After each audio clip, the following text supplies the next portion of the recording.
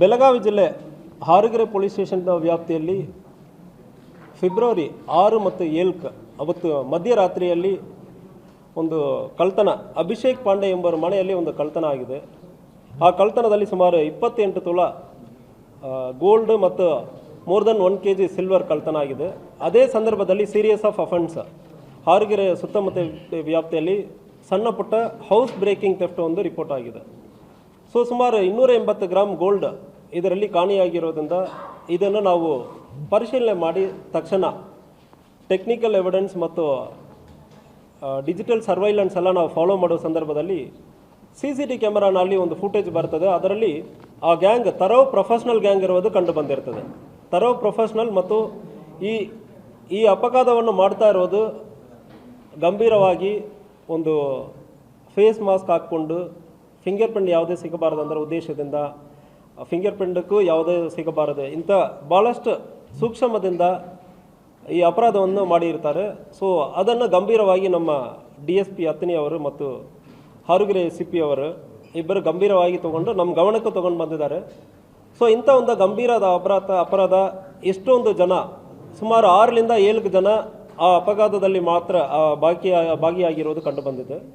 So ಇಷ್ಟೊಂದು ಗಂಭೀರ ಅಪರಾಧ ಆಗಿರೋದ್ರಿಂದ ಸ್ಪೆಷಲ್ ಟೀಮನ್ನು ನಮ್ಮ DSP ಅತ್ತನಿ ಅವರು ಫಾರ್ಮ್ ಮಾಡಿದ್ದಾರೆ. ಅದರಲ್ಲಿ CPI ಹಾರಗೆರೆ ರತನ್ ಕುಮಾರ್ ಅವರ ಟೀಮನ್ನು ಲೀಡ್ ಮಾಡಿಕೊಂಡು ಮತ್ತು PSI ಹಾರಗೆರೆ ಮಾಲಪ್ಪ ಪೂಜಾರಿ ಮತ್ತು ಅವರ ಸ್ಟಾಫ್ ಎಲ್ಲರೂ ಕುಡಿಚಿ, ಹಾರಗೆರೆ ಮತ್ತು ಐಗಳಿ 3 ಸ್ಟೇಷನ್ನಿಂದ ಒಂದು ದೊಡ್ಡ ಟೀಮನ್ನು ಕಟ್ಟಿ ಇದನ್ನು ಫಾಲೋ ಮಾಡೋಕ್ಕೆ ಶುರು ಮಾಡಿದ್ವಿ. ಮತ್ತು ನಮ್ಮ ಟೆಕ್ನಿಕಲ್ ಸೆಲ್ಲಿಂದ ಟೆಕ್ನಿಕಲ್ ಸರ್ವೈಲೆನ್ಸು ಶುರುವಾಗಿದೆ. ಸೊ ಇದರಲ್ಲಿ ಈ ಅಪರಾಧ ಎಲ್ಲಿ ಹೋಗಿ ಮುಗೀತು ಅಂದರೆ ಇದರಲ್ಲಿ ಮಹಾರಾಷ್ಟ್ರದಿಂದ ಒಂದು ಇದೇ ಕೆಲಸ ಮನೆ ಕಳ್ತನ ಮಾಡುವುದು ಮತ್ತು ಡೆಕಾಯಿಟಿ ರಾಬರಿ ಮಾಡುವ ಒಂದು ದೊಡ್ಡ ಗ್ಯಾಂಗ್ ಇದನ್ನು ಮಾಡಿರೋದು ಕಂಡು ಬಂದಿದೆ.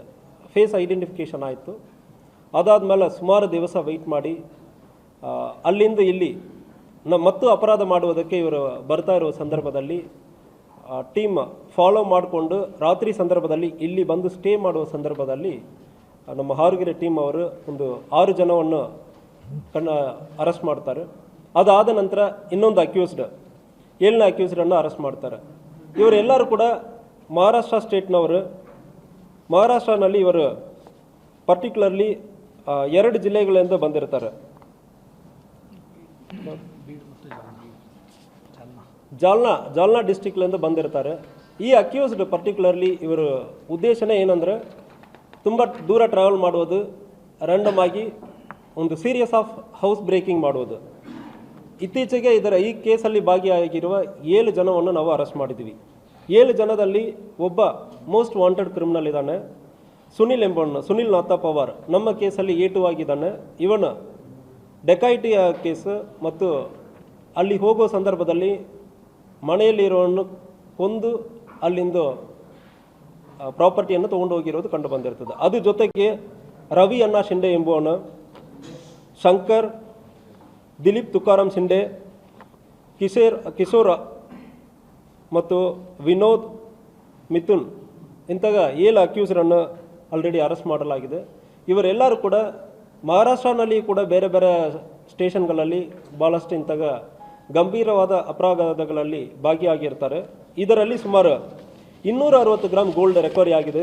ಅದೇ ರೀತಿಯಲ್ಲಿ ಮತ್ತು ಇನ್ನೊಂದು ಕೇಸಲ್ಲಿ ಇದೇ ಕೇಸಲ್ಲಿ ಒಂದು 7 ಗ್ರಾಮ್ ಒಟ್ಟು 267 ಗ್ರಾಮ್ ಗೋಲ್ಡ್ ರಿಕವರಿ ಆಯಿತು.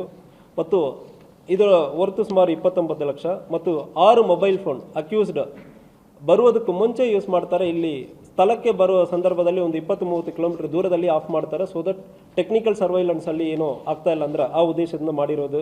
ಆ ಫೋನ್ಗಳನ್ನು ಕೂಡ ಸೀಸ್ ಮಾಡಲಾಗಿದೆ. ಇದಕ್ಕೆ ಒಂದು ನಿಸಾನ್ ಕಾರ್ ಅದನ್ನು ಕೂಡ ಉಪಯೋಗಿರ್ತಾರೆ ಅಲ್ಲಿಂದ ಟ್ರಾನ್ಸ್ಪೋರ್ಟೇಷನ್ಗೆ. ಸೊ ಅದು ಕೂಡ ಸೀಸ್ ಮಾಡಲಾಗಿದೆ. ಇವರು ಇಲ್ಲಿ ಅಲ್ಲದೆ ಒಟ್ಟು ಒಂದು 7 ಕೇಸಲ್ಲಿ ಇನ್ವಾಲ್ವ್ ಆಗಿರೋದು ಫರ್ದರ್ ಇಂಟ್ರಾಗೇಷನಲ್ಲಿ ನಮಗೂ ಗೊತ್ತಾಗಿದೆ. ಬಾಗಲಕೋಟೆ ಜಿಲ್ಲೆಯಲ್ಲಿ ಒಂದು 2 ಪೊಲೀಸ್ ಸ್ಟೇಷನ್ ವ್ಯಾಪ್ತಿಯಲ್ಲಿ ಒಂದು 2 ಅಫೆನ್ಸ್ ಮಾಡಿದ್ದಾರೆ.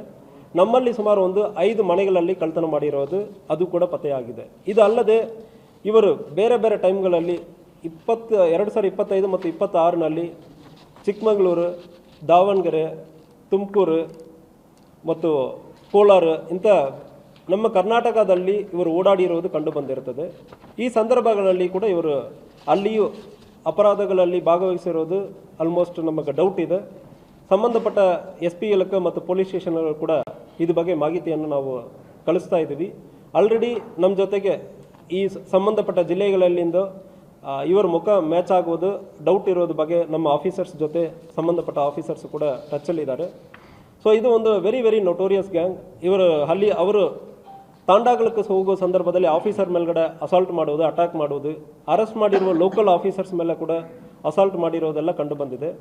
ನಮ್ಮ ಸಿಬ್ಬಂದಿಗಳ ಭಾಳಷ್ಟು ಇದರಲ್ಲಿ ಪ್ರಯತ್ನ ಮಾಡಿ ತುಂಬ ಶ್ರಮಪಟ್ಟು ಫಾಲೋಅಪ್ ಮಾಡಿ ಮೋರ್ ದೆನ್ 1 ಮಂತ್ ಇದರಲ್ಲಿ ಶ್ರಮಪಟ್ಟು ಫಾಲೋಅಪ್ ಮಾಡಿ ಸುಮಾರು ಟೈಮನ್ನು ಸ್ಪೆಂಡ್ ಮಾಡಿದ್ದಾರೆ. ನಮ್ಮ ಟೀಮನ್ನು ಕಟ್ಟಿರೋ ನಮ್ಮ DSP ಅವರು, ಅತ್ತಿನಿ DSP ಪ್ರಶಾಂತ್ ಮುನ್ನೋಳಿ ಅವರು, ಮತ್ತು CP ಹಾರುಗೆರೆ ಅವರು, ಮತ್ತು PSI ಮಾಲಪ್ಪ ಪೂಜಾರಿ ಅವರು. ಸೊ ಇವರೆಲ್ಲರಿಗೂ ರೆಗ್ಯುಲರ್ ಆಗಿ ನಮ್ಮ ಅಡಿಷನಲ್ SP ಬಸರ್ಗಿ ಅವರು ಕೂಡ ಸಂಪೂರ್ಣವಾಗಿ ಗೈಡೆನ್ಸ್ ಮಾಡ್ತಾ ಇದ್ದರು. ಮತ್ತು ಕೇಸ್ ಬಗ್ಗೆ ಫಾಲೋಅಪ್ ಮಾಡುವುದು ನಮ್ಮ ಅಡಿಷನಲ್ SP ಅವರು ಕೂಡ ಇದು ಒಂದು ಗಂಭೀರವಾದ ಅಪರಾಧ ಇರೋದ್ರಿಂದ ಫಾಲೋಅಪ್ ಮಾಡಿದ್ದಾರೆ. ಈ ಕೇಸಲ್ಲಿ ಒಂದು ಸಾರ್ವಜನಿಕರಿಗೆ ಯಾವುದೇ ಕಳ್ತನ ಆಗುತ್ತಂದರೆ ಇಂಥ ಒಂದು ದೊಡ್ಡ ಅಪರಾಧ ಆಗುವ ಸಂದರ್ಭದಲ್ಲಿ ನಾವು ಕೂಡ ಇದನ್ನು ಸೀರಿಯಸ್ ಆಗಿ ಪರಿಗಣಿಸಿ ಇಂಥ ಪತ್ತೆ ಮಾಡ್ತೀವಿ ಅಂದರೆ ನಾವು ಒಂದು ಮೆಸೇಜನ್ನು ಈ ಪತ್ತೆ ಮೂಲ ನಾವು ಹೇಳ್ತಾ ಇದ್ದೀವಿ. ಸೊ ಇದೇ ರೀತಿಯಲ್ಲಿ ನಮ್ಮ ಜಿಲ್ಲೆಯಲ್ಲಿ ಯಾವುದೇ ಒಂದು ಅಪರಾಧ ಆಗೋದಲ್ಲಿ ನಮ್ಮ ಎಫೋರ್ಟ್, ಪೊಲೀಸ್ ಎಫೋರ್ಟ್ ಇರ್ತದೆ. ನಮ್ಮ ಆಫೀಸರ್ಸ್ಗೆ ಇದು ಮೂಲಕ ಒಂದು ನಾನು ಅಭಿನಂದನೆಗಳನ್ನು ಕೂಡ ಈ ಸಂದರ್ಭದಲ್ಲಿ ಹೇಳ್ಕೊಳ್ತೇನೆ.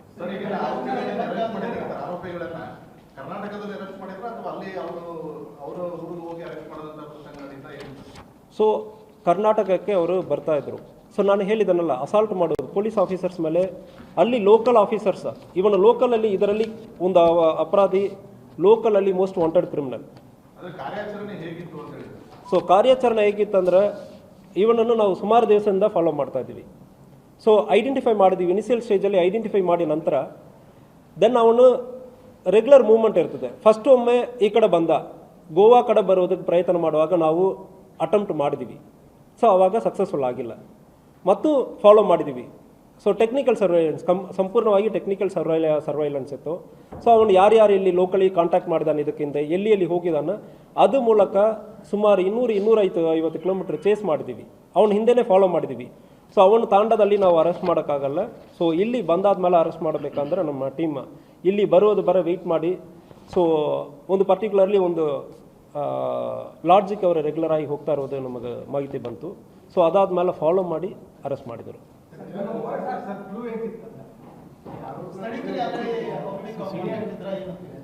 ಸೊ ಇದರಲ್ಲಿ ಒಂದು ಈಗ ನಮಗೆ ಭಾಳಷ್ಟು ಟೆಕ್ನಿಕಲ್ ಮೀನ್ಸ್ ಇದೆ. ಯಾರ ಬಗ್ಗೆ ಬೇಕಾದ್ರೆ ನಮಗೆ ನಿಮ್ಮ ಬಗ್ಗೆ ಒಂದು ಫೋಟೋ ಇದಂದ್ರೆ ನನಗೆ ಸಾಕು, ಇಲ್ಲ ಗೇಟ್ ಭಾಳಷ್ಟು ಅನಾಲಿಸಿಸ್ ಮಾಡ್ತೀವಿ. ಈಗ ಟೆಕ್ನಿಕಲಿ ಭಾಳಷ್ಟು ಇದೆ, ಅದ್ರ ಬಗ್ಗೆ ಸಂಪೂರ್ಣವಾಗಿ ಇಟ್ ಈಸ್ ಇಂಟರ್ನಲ್ ಸಂಪೂರ್ಣವಾಗಿ ಟೆಕ್ನಿಕಲ್ ಸರ್ವೈಲೆನ್ಸ್ ಇತ್ತು. ಸೊ ಅವನು ಯಾರ್ಯಾರು ಇಲ್ಲಿ ಲೋಕಲಿ ಕಾಂಟ್ಯಾಕ್ಟ್ ಮಾಡಿದಾನೆ, ಇದಕ್ಕಿಂತ ಎಲ್ಲಿ ಹೋಗಿದ್ದಾನೆ, ಅದು ಮೂಲಕ ಸುಮಾರು 200-250 ಕಿಲೋಮೀಟರ್ ಚೇಸ್ ಮಾಡಿದ್ದೀವಿ. ಅವನು ಹಿಂದೆನೇ ಫಾಲೋ ಮಾಡಿದ್ದೀವಿ. ಸೊ ಅವನು ತಾಂಡದಲ್ಲಿ ನಾವು ಅರೆಸ್ಟ್ ಮಾಡೋಕ್ಕಾಗಲ್ಲ. ಸೊ ಇಲ್ಲಿ ಬಂದಾದ್ಮೇಲೆ ಅರೆಸ್ಟ್ ಮಾಡಬೇಕಂದ್ರೆ ನಮ್ಮ ಟೀಮ್ ಇಲ್ಲಿ ಬರೋ ವೆಯ್ಟ್ ಮಾಡಿ. ಸೊ ಒಂದು ಪರ್ಟಿಕ್ಯುಲರ್ಲಿ ಒಂದು ಲಾಡ್ಜಿಗೆ ಅವರು ರೆಗ್ಯುಲರ್ ಆಗಿ ಹೋಗ್ತಾ ಇರೋದು ನಮಗೆ ಮಾಹಿತಿ ಬಂತು. ಸೊ ಅದಾದ್ಮೇಲೆ ಫಾಲೋ ಮಾಡಿ ಅರೆಸ್ಟ್ ಮಾಡಿದರು.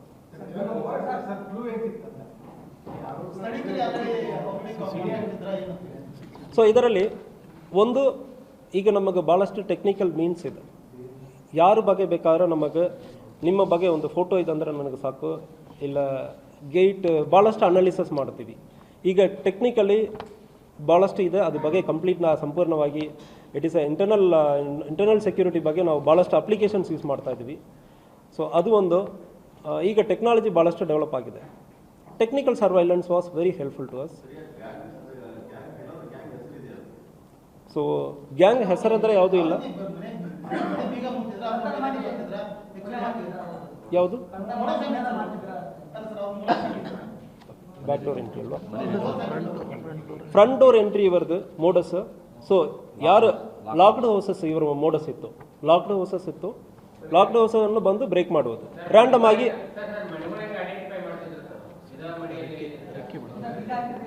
ರೆಕ್ಕಿನೂ ಮಾಡ್ತಾರೆ, ಅವರು ರೆಕ್ಕಿನೂ ಮಾಡ್ತಾರೆ.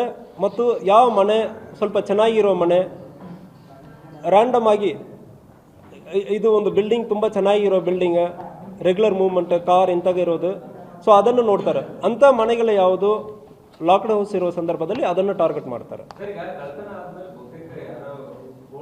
ಅದನ್ನ ಬೇರೆ ಕಡೆ ಶಿಫ್ಟ್ ಮಾಡ್ತಿದ್ರು ಅದೆಲ್ಲ. ಬಟ್ ಈ ಗೋಲ್ಡ್ 1 ತಿಂಗಳಾದ್ರೂ ಹೆಂಗೆ ಇದನ್ನ ಮಾಡಿ ಇಟ್ಕೊಂಡಿದ್ರು. ಮತ್ತೆ ಈಗ ನಿಮ್ಮ ಈ ಕರ್ನಾಟಕಕ್ಕೆ ಬಂದಾಗ ಸಿಕ್ಕೊಂಡಿದ್ದಾರೆ. ಸೊ ಗೋಲ್ಡ್ ಎಲ್ಲಿ ಇಟ್ಟಿದ್ರು ಏನು ಯಾವುದು? ಸೊ ಕಳ್ತನ ಕೇಸ್ ಫೆಬ್ರವರಿ 5 ಮತ್ತು 6ನೇ ತಾರೀಕು ಆ ಮಧ್ಯದಲ್ಲಿ 5th ಈವ್ನಿಂಗ್ 6th ಮಾರ್ನಿಂಗ್ ಮಧ್ಯದಲ್ಲಿ ಆಗಿದೆ. ಸೊ ಹಾಗೆ ಆದಮೇಲೆ ಇದು ರಿಕವರಿ, ಅದು ಯಾರು ಸಂಬಂಧಪಟ್ಟವರು ಇದ್ದಾರೋ ಅದು ಮೂಲಕ ನಮಗೆ ಪ್ರಾಪರ್ಟಿ ರಿಕವರಿ ಆಗಿದೆ. ಮಹಾರಾಷ್ಟ್ರದಲ್ಲಿ ಗೋಲ್ಡ್ ಮಹಾರಾಷ್ಟ್ರದಲ್ಲಿ ಇವರು ಕೊಟ್ಟಿರ್ತಾರೆ, ಅಲ್ಲಿಂದ ರಿಕವರಿ ಆಗಿದೆ. ಸೊ ಅದು ಬಗ್ಗೆ ನಮ್ಮ ಯಾವುದು? ಸೊ ಈಗ ನಿಮಗೆ ಗೊತ್ತಿದೆ, ಸೊ ಈಗ 290 ಗ್ರಾಮ್ಸ್ ಅಂದರೆ ಕಂಪ್ಲೇಂಟಲ್ಲಿ ಕೊಟ್ಟಿರ್ತಾರೆ ನಮಗೆ ಈ ಒಂದು ಕೇಸಲ್ಲಿ. ಸೊ ಅಭಿಷೇಕ್ ಪಾಂಡೆ ಅವರು 290 ಗ್ರಾಮ್ ಗೋಲ್ಡ್ ಅಂದರೆ ಕೊಟ್ಟಿರ್ತಾರೆ. ಸೊ ಪೊಲೀಸಲ್ಲಿ ರಿಕವರೀಸ್ ಭಾಳಷ್ಟು ಟೈಮ್ಗಳಲ್ಲಿ ರಿಕವರಿ ಮಾಡಿ ಖರ್ಚು ಮಾಡಿ ಇರ್ತಾರೆ ಇವರು. ಸೊ ನಮಗೆ ಸಿಕ್ಕಿರೋದು ಈಗ ಸದ್ಯಕ್ಕೆ 267 ಗ್ರಾಮ್ ಮ್ಯಾಕ್ಸಿಮಮ್ ಸಿಕ್ಕಿದೆ ಈ ಕೇಸಲ್ಲಿ.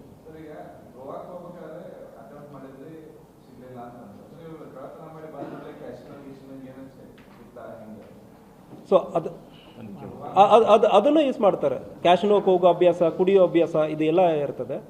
ಸೊ ನಮಗೇನಾಗುತ್ತೆ, ಕೆಲವೊಂದು ಸಾರಿ ಕಮ್ಯುನಿಕೇಷನ್ ಕಟ್ ಆಗುತ್ತದೆ. ಗೋವಾಕ್ಕೆ ಹೋಗ್ತಾ ಇರೋದು ನಮಗೆ ಕಂಡು ಬಂದಿತ್ತು.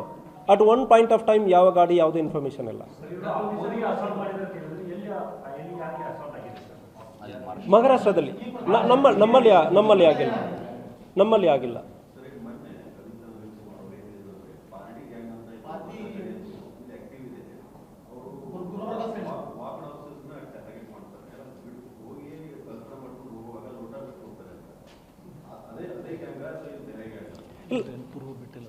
ಇಲ್ಲ, ಇವರು ಇಂಥ ಕ್ಲೂ ಬಿಡೋದು ಮತ್ತು ಬೇರೆ ಯುನಿಕ್ ಫೀಚರ್ಸ್, ಸಿಗ್ನೇಚರ್ಸ್ ಅಂದರೆ ಹೇಳ್ತೀವಲ್ಲ, ಕೆಲವೊಬ್ಬರು ಟಾಯ್ಲೆಟ್ ಹೋಗಿರ್ತಾರೆ ಮಾಡಿ ಅಫೆನ್ಸ್ ಮಾಡಿಬಿಟ್ಟು ನೀರು ಹಾಕಿಬಿಟ್ಟು ಹೋಗ್ತಾರೆ. ಇಲ್ಲ ಕೆಲವೊಂದನ್ನು ಯಾವುದು ಮಂಗಲ್ಯ ಸೂತ್ರ ಇದಂದ್ರೆ ಅದು ಮುಟ್ಟಲ್ಲ. ಇಂಥವೆಲ್ಲ ಯಾವುದಿಲ್ಲ. ಯಾವುದು ಸಿಕ್ತಂದರೆ ಇವರು ತೊಗೊಂಡು ಹೋಗ್ತಾ ಇದ್ರು. ಅವ್ರಿಗೆ ಬೇಕಾಗಿರೋದು ಚಿನ್ನ, ಬೆಳ್ಳಿ, ಹಣಕಾಸು ಯಾವುದು ಸಿಗ್ತದಂದ್ರೆ ಅವ್ರು ತೊಗೊಂಡು ಹೋಗೋರು. ಇಲ್ಲ, ಅದನ್ನು ಯೂಸ್ ಮಾಡ್ತಾರೆ. See these criminals are not somebody ಒಳ್ಳೆ ಲೈಫ್ ಸ್ಟೈಲ್ ಅಂದರೆ ಏನಲ್ಲ, ಎಲ್ಲ ಏನೇನು ಕೆಟ್ಟ ಅಭ್ಯಾಸಗಳಿರ್ತದೆ ಅದೆಲ್ಲ ಇವರು ಮಾಡ್ತಾರೆ. ಸೊ ಇವರು ಕೂಡ ಅಂಥ ಕ್ರಿಮಿನಲ್ಸ್ ಇದ್ದಾರೆ. ಸರಿ, ಆರೋಪಿಗಳು ಅಲ್ಲಿ ಲೋಕಲ್ ಪೊಲೀಸರು ಅವ್ರನ್ನ ಅರೆಸ್ಟ್ ಮಾಡಕ್ ಬಂದಂತ ಸಂದರ್ಭದಲ್ಲಿ ಪೊಲೀಸರ ಕೈಯಲ್ಲಿ ಗನ್ ಇದ್ದಾಗೂ ಕೂಡ ಅವ್ರ ಮೇಲೆ ಅಸೌಲ್ಟ್ ಮಾಡುವಂತ ಕೆಲಸವನ್ನ ಅಲ್ಲಿ ಆರೋಪಿಗಳು ಮಾಡ್ತಾರೆ. ಅಂತ ಏನಾದ್ರು ಅಟೆಂಪ್ಟ್ಸ್? ಸೊ ನಮ್ಮವ್ರಿಗೆ ಇದ್ರ ಬಗ್ಗೆ ಮಾಹಿತಿ ಕಲೆಕ್ಟ್ ಮಾಡಿ ಲೋಕಲ್ ಆಫೀಸರ್ಸ್ಗೆ ನಾವು ಕಂಪ್ಲೀಟಾಗಿ ಮಾತಾಡೋ ಸಂದರ್ಭದಲ್ಲಿ ಲೋಕಲ್ ಆ ತಾಂಡದಲ್ಲಿ police officers, local police officer, ಪರಿಚಯ ಇರೋ ಪೊಲೀಸ್ ಆಫೀಸರ್ಸ್ ವಿತ್ ವೆಪನ್ ಹೋಗಿರೋ ಸಂದರ್ಭದಲ್ಲಿ ಅವ್ರ ಗಾಡಿ ಮೇಲ್ಗಡೆ ಸ್ಟೋನ್ ಪೆಲ್ಟಿಂಗ್ ಮಾಡಿ ಕಲ್ಲಲ್ಲಿ ಒಡೆದು ಗ್ಲಾಸ್ ಮುರಿದು ಮತ್ತು ಆಫೀಸರ್ ಮೇಲ್ಗಡೆ ಅಸಾಲ್ಟ್ ಆಗಿರೋ ಸಂದರ್ಭಗಳು ಇತ್ತು. ಸೊ ಅದಕ್ಕೆ we waited for so long. ಇಲ್ಲಾಂದರೆ ಇವರ ಅಫೆನ್ಸನ್ನು ವಿತಿನ್ ಒಂದು 2 ವೀಕ್ಸಲ್ಲಿ ನಾವು ಪತ್ತೆ ಮಾಡಿರೋದಕ್ಕೆ ಅವಕಾಶ ಇತ್ತು. ಸೊ ಅದಕ್ಕಾಗಿ ನಮ್ಮ ಆಪ್ರೇಷನ್, ನಾವು ಇಲ್ಲಿಂದ ಕರ್ನಾಟಕದಲ್ಲಿ ಹೋಗಿ ಅಲ್ಲಿ ಮುಟ್ಟಿ ಆದಮೇಲೆ ನಮಗೆ ಆಪ್ರೇಷನ್ ಮತ್ತು ಸಕ್ಸಸ್ಫುಲ್ ಆಗಲ್ಲ. ಸೊ ಸಮ್ಟೈಮ್ಸ್ ವೆಯ್ಟ್ ಮಾಡಬೇಕು. ಸುಮಾರು 1 ತಿಂಗಳ ನಮ್ಮ ಸಿಬ್ಬಂದಿಗಳು ಮತ್ತು ಆಫೀಸರ್ಸ್ ಅವರ ಟೆಕ್ನಿಕಲಿ ಮತ್ತು ಗ್ರೌಂಡ್ ಲೆವೆಲ್ ಇಂಟೆಲಿಜೆನ್ಸ್ ಮೂಲಕ ಫಾಲೋ ಮಾಡ್ಕೊಂಡಿದ್ರು. ಸೊ ಅದಾದಮೇಲೆ ನಮಗೆ ರಿಸಲ್ಟ್ ಸಿಕ್ಕಿದೆ.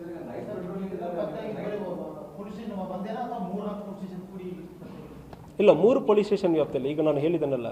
ಸೊ ಅಫೆನ್ಸಲ್ಲಿ ನಮ್ಮ ಟೀಮ್ ಮಾಡಿರೋದು 3 ಪೊಲೀಸ್ ಸ್ಟೇಷನ್ ವ್ಯಾಪ್ತಿಯಲ್ಲಿ ಇದೆ. 3 ಪೊಲೀಸ್ ಸ್ಟೇಷನ್, ಐಗಲಿ ಪೊಲೀಸ್ ಸ್ಟೇಷನ್ ಸಿಬ್ಬಂದಿಯವರಿದ್ದಾರೆ, ಮತ್ತು ಕುಡಿಚಿ ಸ್ಟೇಷನ್ ಸಿಬ್ಬಂದಿಯವರಿದ್ದಾರೆ, ಮತ್ತು ಹಾರುಗೆರೆ ಅವರು ಇದ್ದಾರೆ. ಸೊ ಇನ್ಸ್ಪೆಕ್ಟರ್ ರತನ್ ಕುಮಾರ್ ಅವರು ಮತ್ತು DSP ಪ್ರಶಾಂತ್ ಅವರು.